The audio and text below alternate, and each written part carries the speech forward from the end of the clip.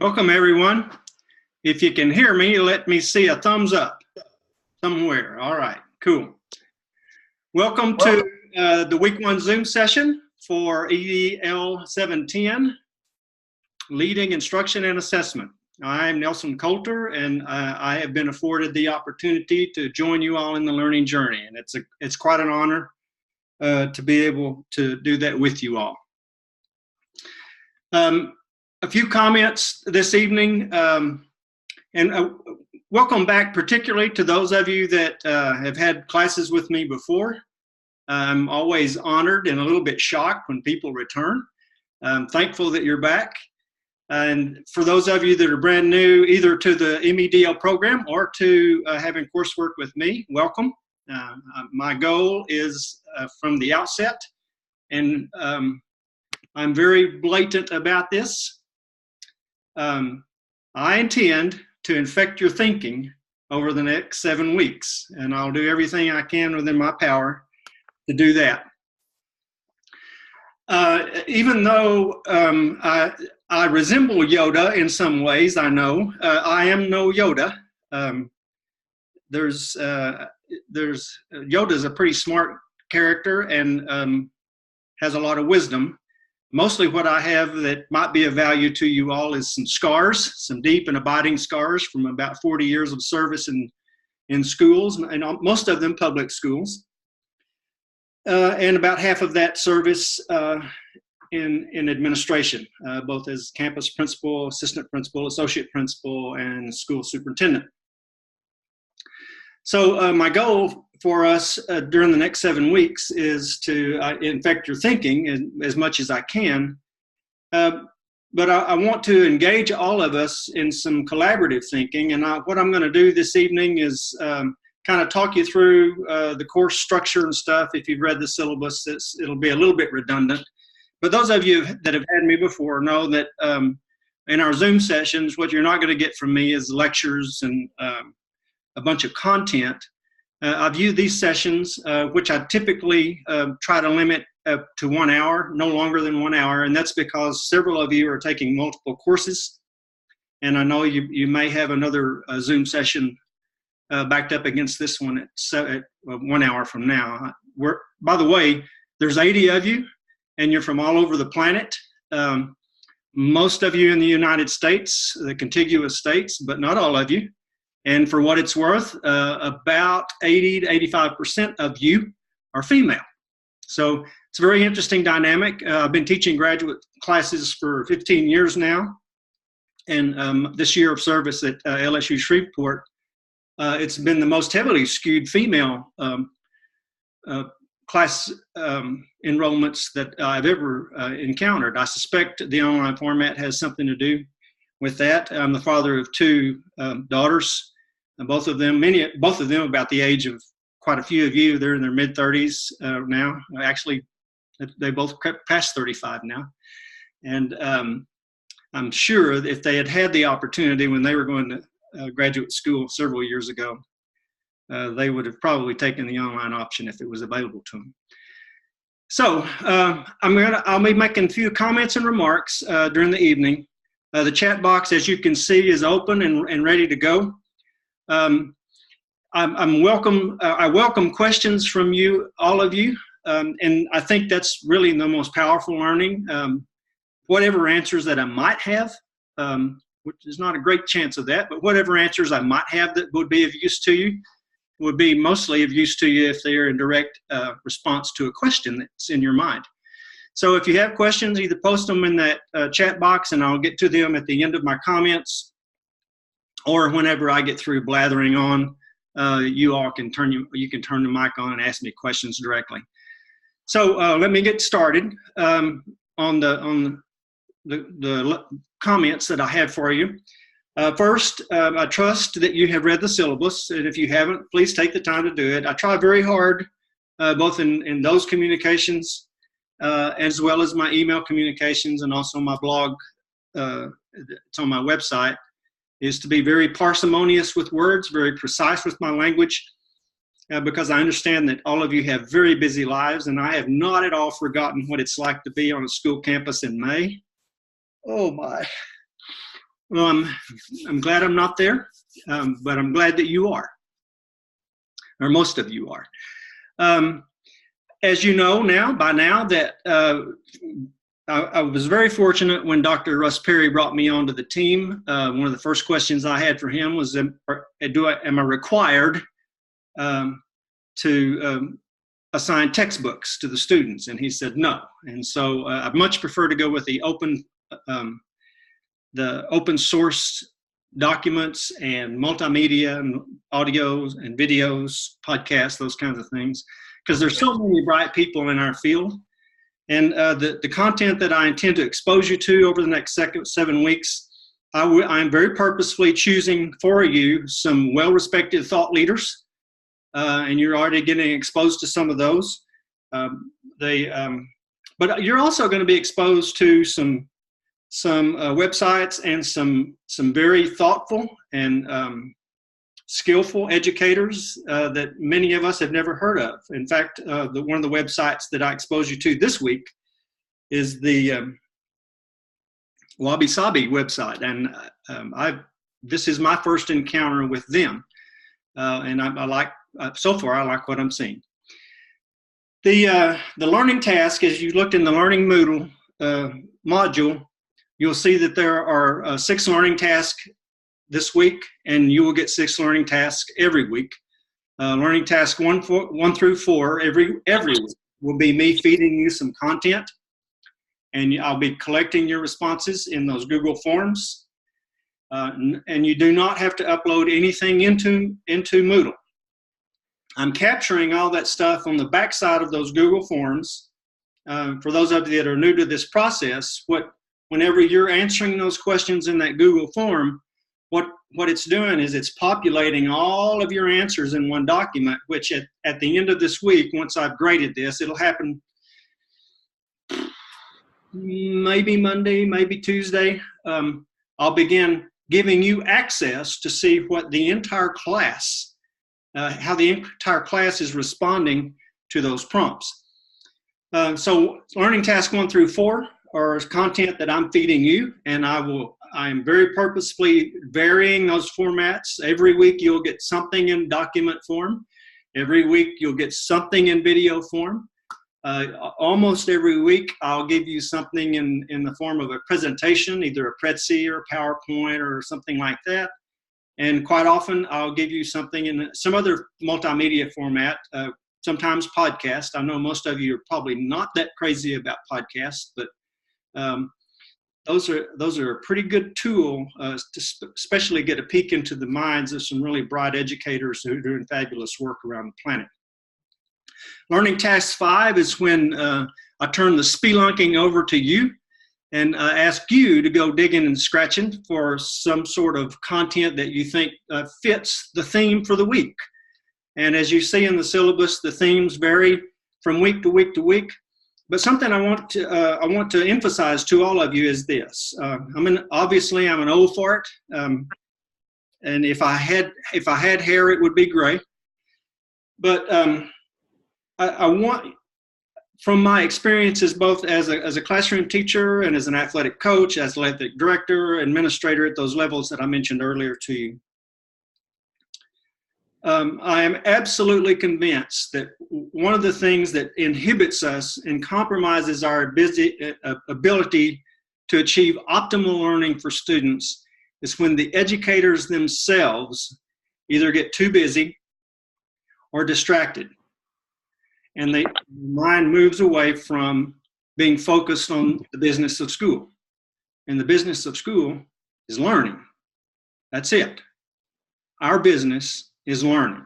And your business and my business as educators, and particularly my business with you right now, is to do everything within my power to optimize the learning of each of you. And all of you bring different skills to the table. All of you bring different levels of experience to the table. Some of you are working in correctional education institutions. Some of you are in public schools. Some of you are in charter schools. Some of you are in private schools. We have students that are also working in online schools. And it also varies from pre-K or even actually early childhood settings all the way. I don't think we have anybody in this class. I don't remember seeing it yet. But I have had students in class that are actually teaching college courses. So your ages run everywhere from about 24 to right now, I think the oldest one that I know of in the class is about 50. So you can see the breadth of experience, the breadth of and the breadth of job roles. Some of you are classroom teachers exclusively. Some of you are athletic coaches. Some of you are dance teachers. It's all over the board. Instructional coaches, you name it. And some of you are already serving in some administrative roles as well. So my goal is to try to pitch to you content that challenges your thinking. And in those Google Forms, when I'm asking your responses, for those of you that have already gone to the trouble, what you're finding is that I'm not asking you for the answers that I think are the right answers. I'm asking you for what you learned from that content and how you think you might use that as you push yourself to roles of more responsibility as servant leaders. Because Lord knows, you and I, the 81 of us in this class, when you think about the number of children that we are serving collectively, and particularly the number of children that you all will serve over the next 5, 10, 20 years, even after I'm gone, and I'm old enough where I can see the finish line now. We're talking about lots of children, and if you and I can accomplish our goals, we will provide them with the very best opportunities for learning as time goes by. So one of the reasons I pitched in Learning Task 6 for you this week in the discussion forum. And yes, every week, Learning Task 6 will be the discussion prompts. And I cannot imagine a week in which I would give you anything different than 2 learning prompts. One of those will come at you early on Monday morning, and the other one usually will come at you on Tuesday of the week, sometimes maybe the Wednesday.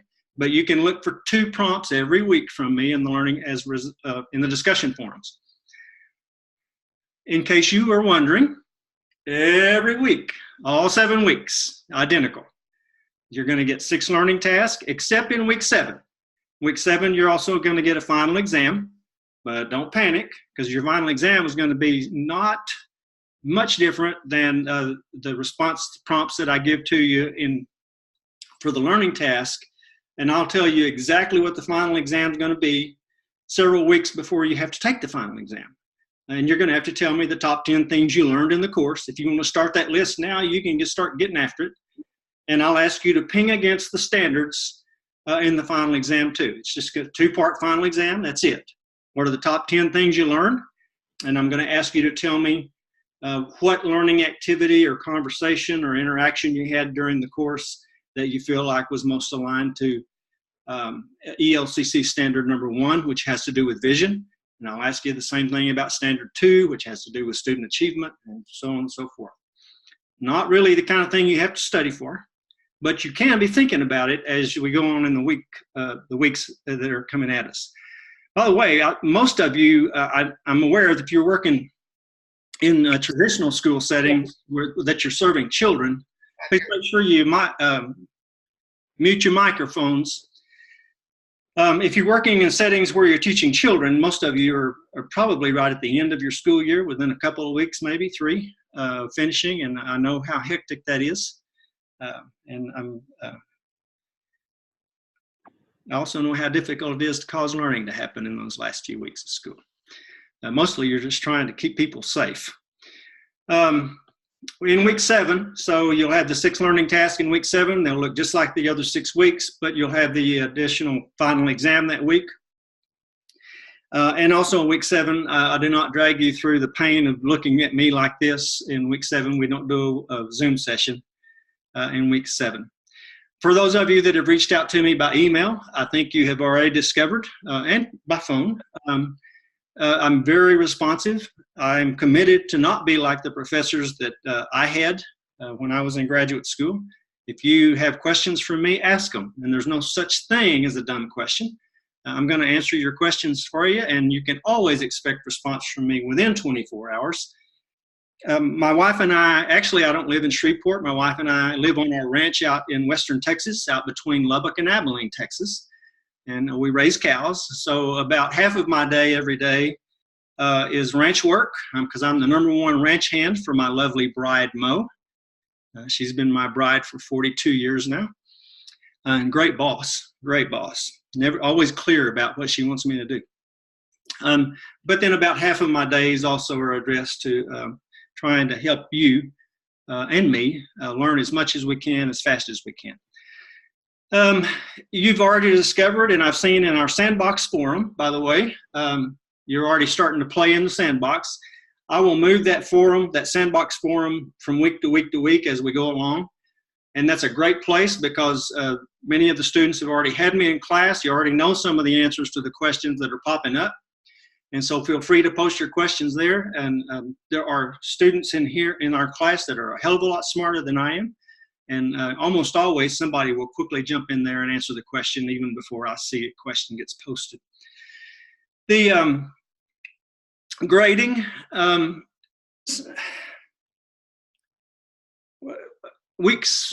think it's week 6 that we address assessments and grading. A long time ago, I abandoned the idea that I had all the right answers, and that when I was teaching a class, what I needed to be doing is teaching you the right answers. What I'm trying to do, and when I'm grading your work, what I'm doing is looking for evidence that you're taking a look at the content very critically, and that you're analyzing it, you're using higher order thinking skills.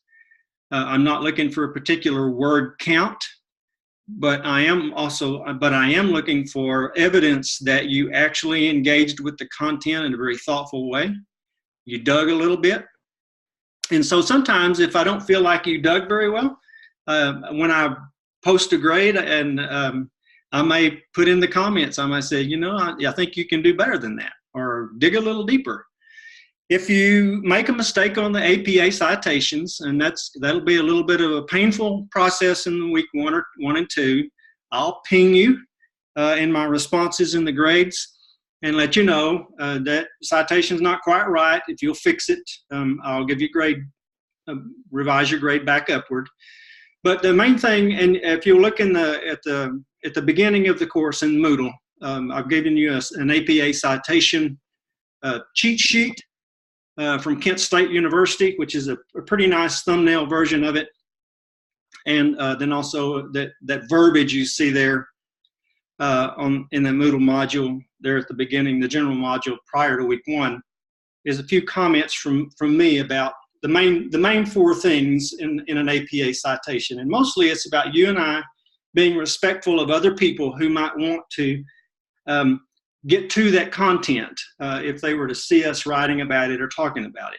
And the 4 main areas are, number one, let's see, I'm going to go from my right to your left, so it's from your left to my right. Number 1 is the name of the person that created the content. Sometimes you might have to dig for that a little bit, especially on those PowerPoint presentations. It's not all just going to be staring you in the face. Number 1, person that created the content. Number 2, the year that the content was created. Not the year you looked at it, the year the content was created. Number 3, the title of the content. Just the title. And then number 4, where another learner can find it, where you found it. In most cases in this class, it'll be the URL, the web address for that content. But if it happens to be an article or book that you actually pulled off a shelf, like in the learning task number 5, when you go looking for content yourself, you may pull a book off yourself or off your library, or you may find a journal somewhere in your professional library at your campus. And there's a way to cite those things if you're reading documents in hard copy. And always, if it's something in a hard copy, you'll be telling us either the publisher of the book, if it's a book, or the journal title, if it's coming out of a journal. That's a lot of blathering about that, but we'll get in the rhythm, and it's not my goal at all to see if I can catch you doing something wrong. I'm viewing class with you the same way I viewed as principal visiting classrooms of teachers. I wasn't there to see if I could catch you doing something wrong. I was there to catch you doing stuff right, and that's my goal with you all in the class as well. We'll toggle back and forth during the course of the course. We'll take what in some literature they call the balcony view. And one of my goals in the course with all of you, because virtually all of you are headed to a leadership roles. Most of all of you are in the EDL program. We have a few C&I students, but I consider you in the leadership pipeline as well. Certainly if you're getting your master's degree in education, then I'm going to assume that you're viewed by your colleagues on your campus as a lead learner. And that should be a goal of all of us in that process. So what I'm going to try to do, though, is get you all through practice, through scaffolding, and through comments, and through the kinds of content I pitch at you. But what I want to try to do is to raise your perspective from that being particularly a teacher and a tender of children to a teacher of and a leader of and a learning causer of adults. And more as you move into more leadership roles, your role will become more and more that about leading and teaching adults and less about leading and teaching students. It's all vicarious after that. So we'll go from the balcony view to the microscopic view, and then we'll go to the balcony view and the microscopic view. We'll talk about our work in terms of the more abstract pieces of it, like week 1, the structures of instructional design. I'll tease your brains with some very big kinds of concepts over the course of the 7 weeks. And then we'll also zoom in pretty tightly on some very technical components, like how in the heck do you build a master schedule? And those of you that have been involved in that know that that's about as painful as you can get as trying to build a master schedule. And I can promise you, you're never going to build one that makes everybody happy. Not going to happen. But we'll get to that. So my point is we're just going to toggle back and forth from the big picture views to the technical, big picture views back to the technical as the course goes on. You're going to get all of it. Your weekly learning, I told you, I will put those in the form of what I call the brain trust. And every week you'll find a brain trust in your learning enhancement section. And that's where I'm going to turn all of your collective wisdom and responses to the learning task back to you.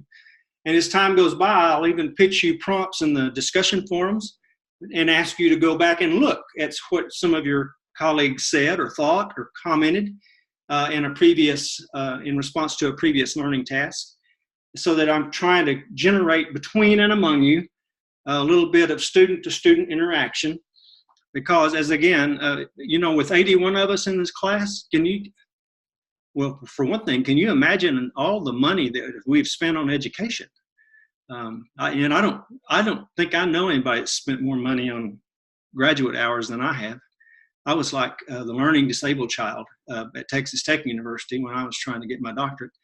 But it took me a while to get there, but they finally, I think they got tired of me and they just kicked me out. Kind of like we do with some high school seniors. They get to be 21 years old. We just give them a pass and get them out of the building.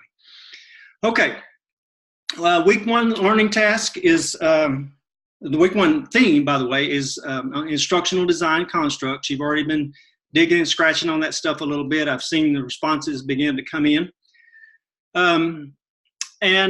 Each week during these comments, one thing that I will do for you or to you, depending on how you view it, I often, when I'm reading your responses and when I'm building the course design, I think of books that I think are relevant to either the theme or relevant to some of the things that you all are saying, either in discussion forum and responses.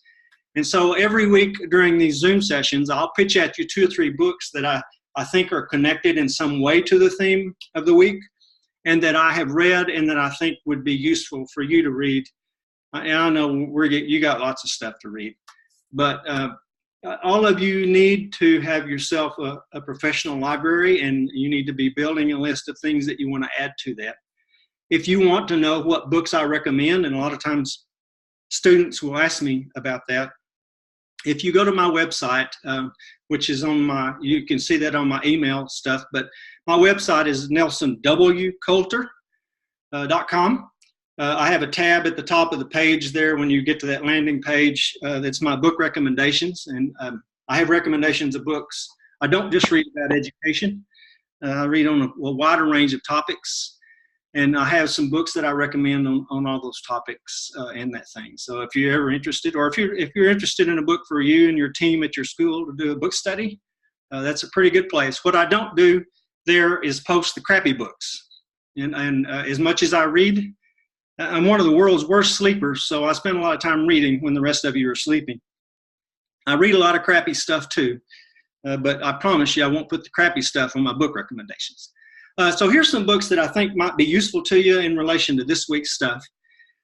Learning Task 1.1 was the Understanding by Design work of Jay Wiggins and Jay McTighe and Grant Wiggins.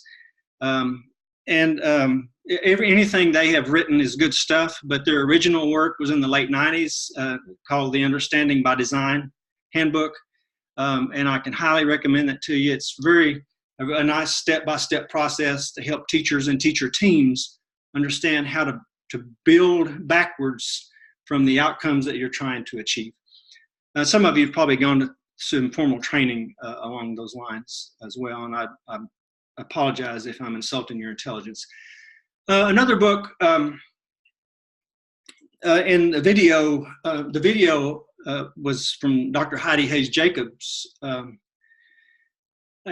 She first, her initial work, she's gotten pretty progressive in her thinking about the way schools and instruction can be designed and deployed.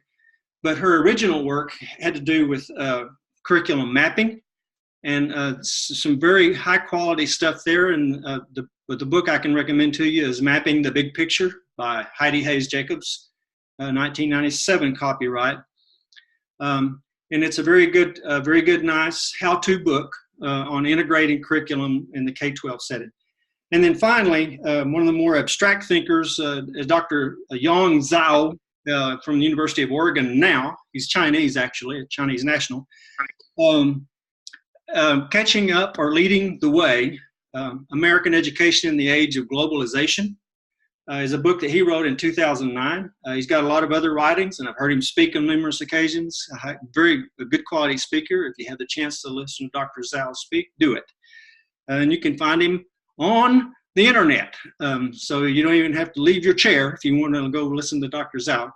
But a good thinker, and he does a very nice job of talking about what's right or has been right about American education. He also has some comments about the way it has gone astray when we have married ourselves to the standardized accountability systems. But those three books are very worthy books. Now we're at that point in the show where I'm going to let you ask me questions, and it doesn't matter to me what topic. If you want to ask me about problems of practice, fine. If you want to ask me about the course, fine. If you want to ask me about our profession in general, or my opinions about certain constructs, I've already kind of tipped my hand a little bit on my thoughts about the standardization stuff. I think standardized testing leads to standardized teaching, which is with the goal of standardized children, which I'm against. So let me open the floor or the computer or whatever we're at to questions if you have them. If you want to type your question in the chat box, I'll be monitoring that. Which is fine. By the way, I'm recording all these sessions, and then tomorrow sometime I will load this recording up in the Moodle module for the week, so you can get back to it. Since there's 80 of you and you're all over the world, obviously some of you have obligations and can't get to it, but you always be able to get back to it if you want to. I can't imagine any of you wanting to listen to this bull crap twice, but if you do, it's there. And also, please know if whatever I say here in these Zoom sessions, you're accountable for. So it's not like you get a free pass if you skip it. Okay, so let me take a quick look at the chat box and see if there's a question there for me. or the learning, Michelle, you all see it as Astra, but she goes by Michelle, Willis asked, are the learning task questions going to be the same from week to week? Yes. I assume you're asking the Google Forms. Yes. The Google Form prompts in Learning Task 1.1 will be exactly the same prompts in Learning Task 2.1 and the same questions in Learning Task 3.1 and 4.1 and 5.1 and so on and so forth. I hope that was the answer to your question. If not, try me again.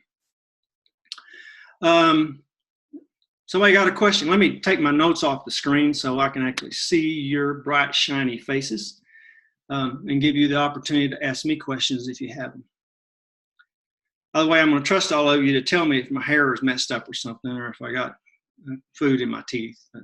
Don't let me be foolish for an entire 45 minutes. I'll do the same for you.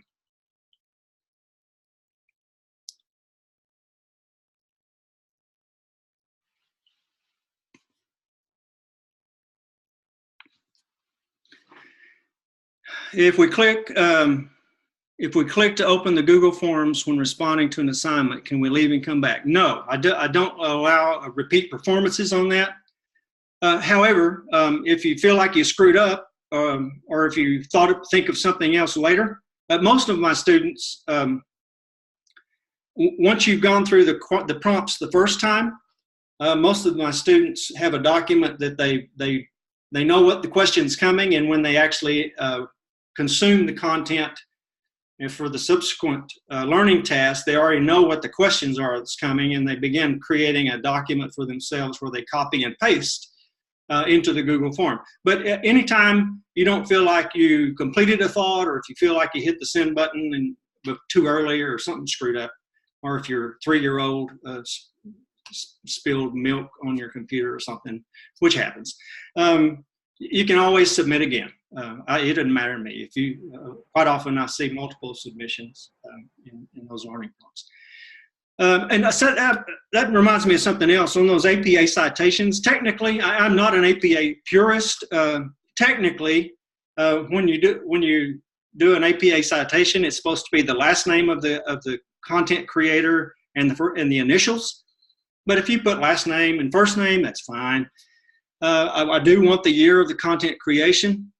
And in the APA purist world, you're supposed to either italicize or underline the title or the source, I'm sorry.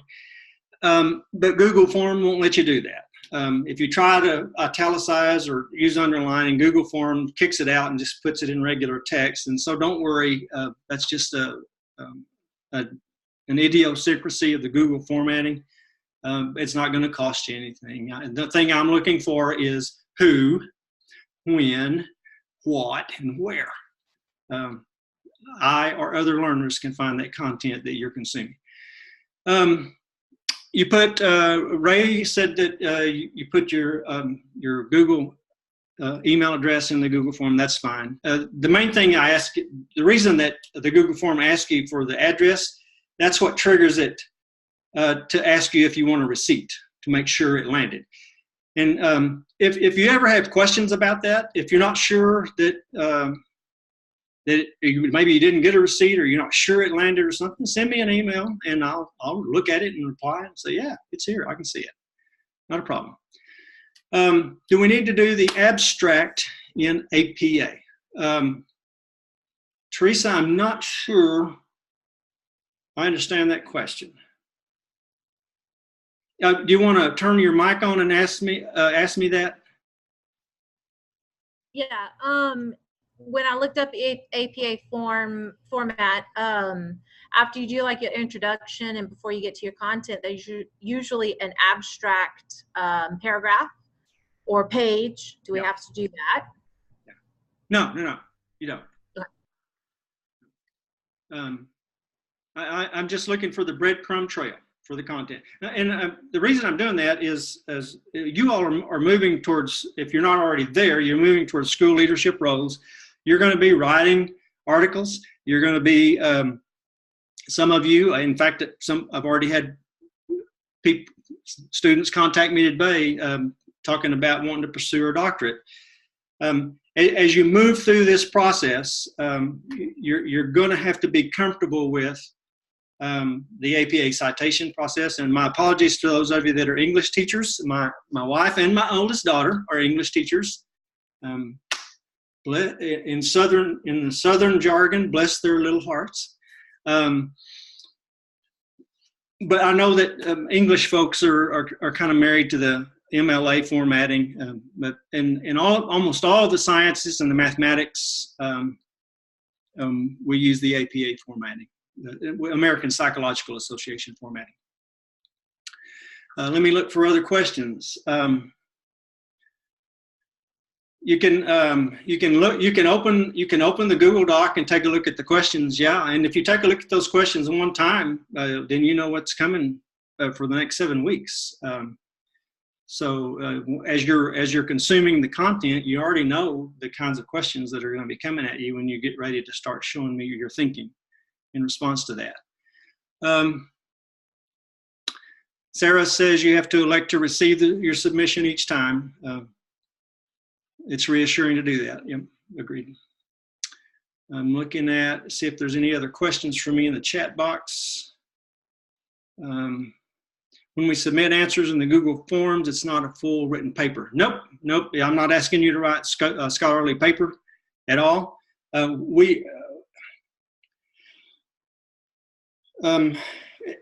spent the last 14 years teaching grad classes to aspiring principals at the University of Texas at Austin.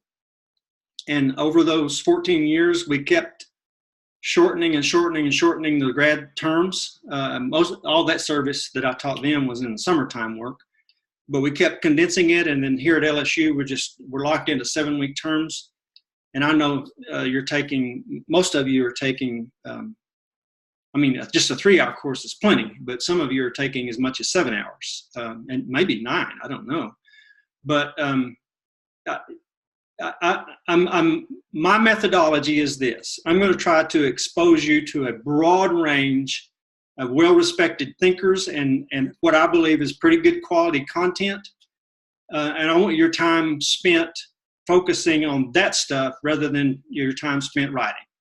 And I know, I'm sure that the professor gods are just having a conniption fit with that right now, but that's just the approach I prefer to take. I do want you to use conventional techniques in your writing when you're writing your responses. And if you don't, if you're not going to use capital letters or periods or I'll comment. I'll let you know, hey, usual and customary writing conventions, please. And the reason I do that is this. If you're moving into a position of assistant principal or assistant superintendent or curriculum director, whatever, you're going to be communicating professionally with multiple audiences and broad audiences. And if you and I don't communicate clearly, effectively, conventionally, and well, it's a distraction, and our messages get lost. What we don't want to be is a distraction. And so I want you to write using conventional methodology when you do write.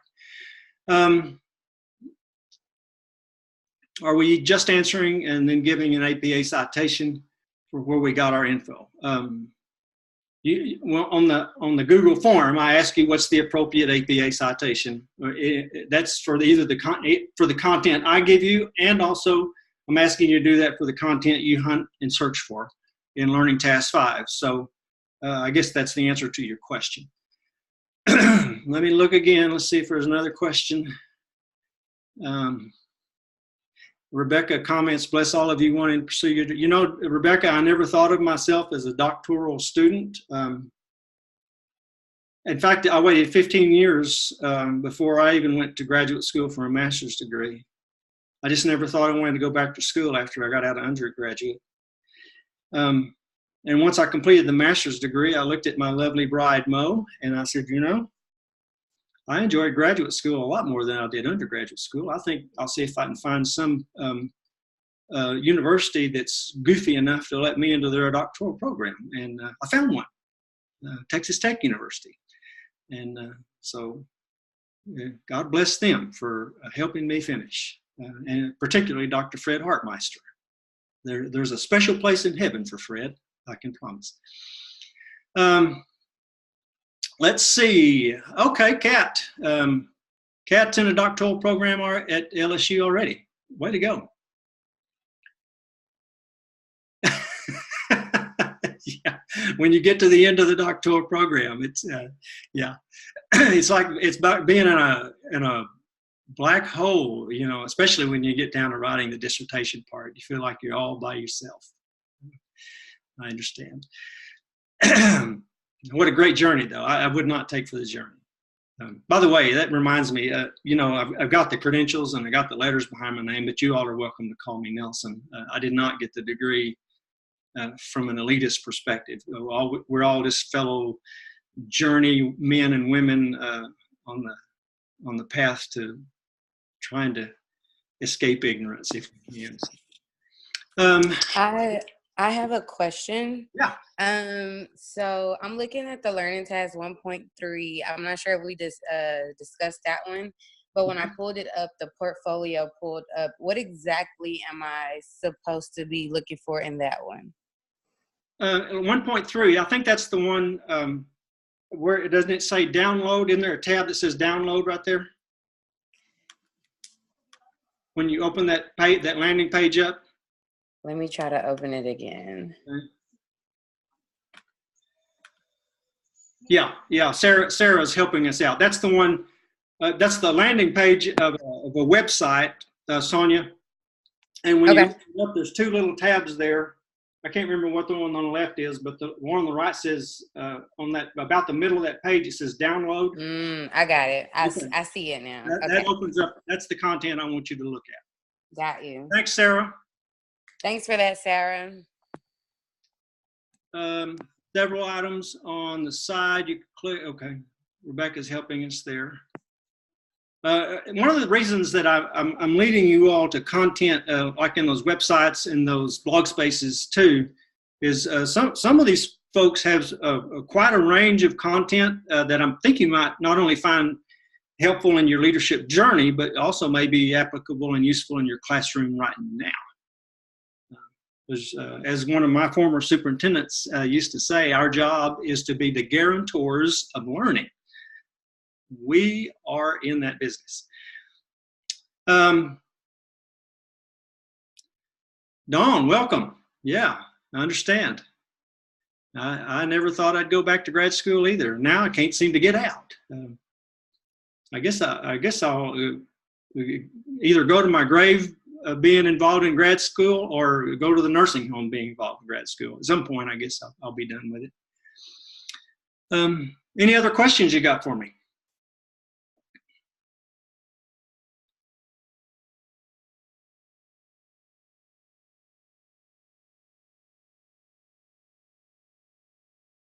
Okay. In that case, then I'm going to turn out the lights. I'm a fan of country music. I know you'll probably be shocked. One of my favorite old country standards is turn out the lights, the party's over. So I think, you know, if you have questions, feel free to email me or put them in the Sandbox forum. And if somebody else beats me to it, great. Use me as you need me. And I'm just so thankful that you are allowing me to be part of this journey with you. I know how valuable your time is. I know you all have jobs. I know you have families, and you got a ton of things bearing down on you. But I'm glad that you're allowing me to share with you in this journey. Okay, until next week, I'll see you in the funny papers. Good night.